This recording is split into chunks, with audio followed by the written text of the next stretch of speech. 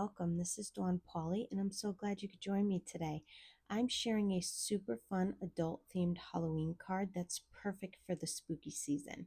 As many of you know, Whimsy Stamps is huge when it comes to Halloween, and I'm using some of my absolute favorite Whimsy Halloween products for this project. First up is the Hey Boo stamp set. This set is hilarious and perfect for adult themed Halloween cards, especially if you enjoy wine.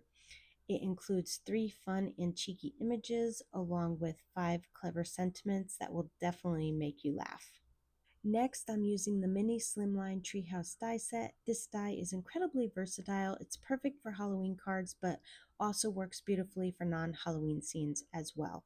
I'm also bringing in the Tree Assortment die. While it's not specifically a Halloween die, I find myself reaching for it often when making spooky cards. And finally, my all-time favorite Halloween die set from the Whimsy Stamps, the Boo die set. I use this one on nearly all of my Halloween cards. Honestly, I have to make a conscious effort not to use it every time because I don't want all my cards to look the same. But there's just something about these adorable little ghosts. They really bring a Halloween card to life. All right, let's dive in and start making this card. All right, let's dive in and start making this card. The first thing I did was stamp my image using a Copic friendly black ink and then cut it out using my brother's scan and cut machine. However, if you don't have a scan and cut, don't worry, you can easily fussy cut this image by hand. It's not a complicated one to cut out, so it's totally doable with just a good pair of scissors. Now I'm going to quickly color in my image using a mix of Copic markers and Ohuhu markers. First, I'm using Copic C3 Cool Gray, and I'm going to lightly go around the edges of the ghost with this color. Since I'm not doing a lot of detailed shading on this image, I'll just tell you the color and which part I'm coloring to keep it quick and simple. Next, I'm using Copic C1 Cool Gray to blend with C3, and then I'll color in the entire body of the ghost. This gives the ghost a nice soft gray tone instead of leaving it just plain white. For the wine bottle, I'm using my Ohuhu marker RV270 Shadow Pink to color the top and bottom of the wine bottle, leaving the middle section uncolored. Then I'm bringing in RV010 Water Lily to fill in the center of the bottle. This is a lighter pink shade, and because the ghost's hand is over that part, it gives the effect of seeing through the hand, which is super fun.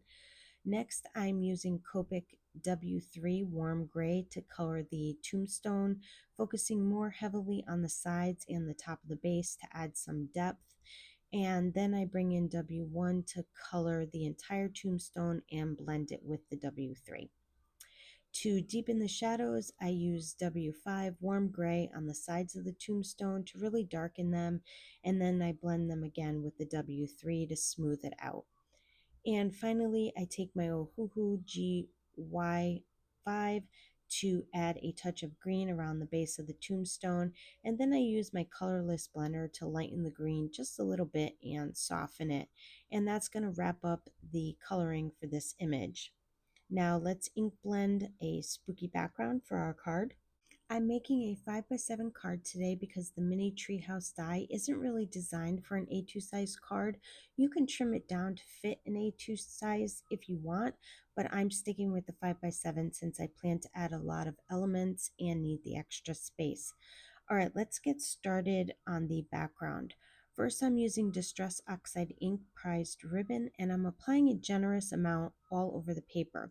This ink dries quite a bit lighter than it looks when it's wet, so I like to go heavy-handed, especially around the edges. I'm blending most of the background with this color. Next, I'm bringing in Distress Oxide in Stormy Sky. Now, in hindsight, I wish I hadn't ink blended quite so much of the center with prized ribbon, but that's okay. I still love how it turned out. I'm blending Stormy Sky over the top portion of the background, and I'm going to layer it over the prized ribbon. This gives it a nice cloudy, moody effect.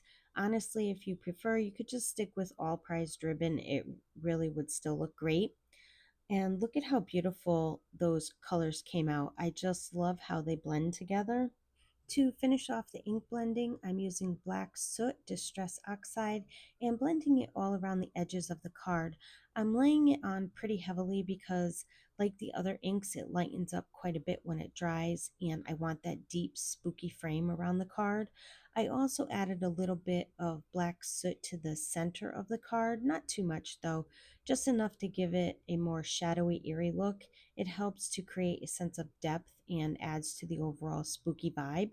If you want an even more dramatic effect, feel free to use like a black dye or pigment ink instead. They'll stay darker and really intensify the edges. Once the background is done, I move on to creating a moon for the scene.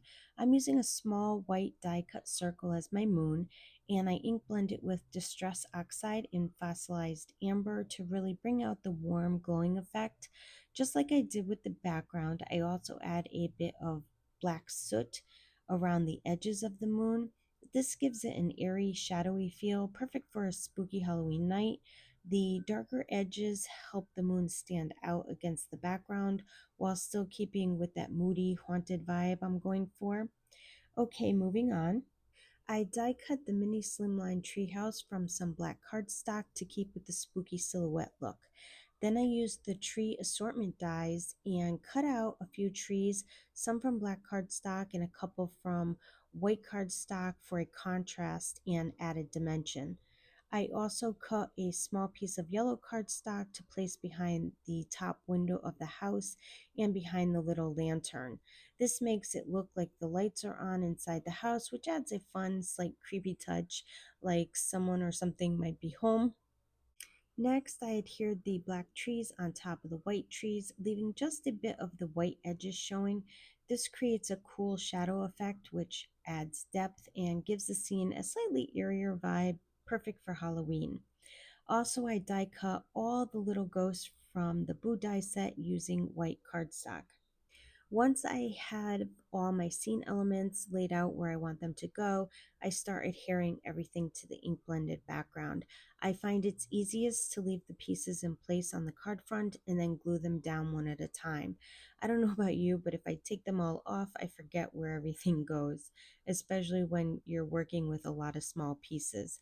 I started with the bottom layer first by adhering the trees, then I layered the tree house die cut over them, and then after that, I added the ghost on the house.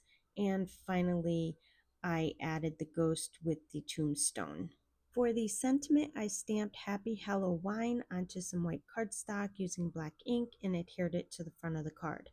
Once the card was fully assembled, I decided to add a little extra detail by fraying the edges of the card front. I just took my scissors and gently scraped all along the edges until they were slightly shredded and the white core of the paper was showing through. It's a simple touch, but it adds a fun, distressed look to the finished card. To finish it all off, I adhered the entire card front to an A7 sized white card base. And that's it, my card is complete. I love how it turned out, and I think it's such a fun and spooky card, perfect for the Halloween loving adult. Thank you so much for joining me today on the Whimsy Stamps YouTube channel.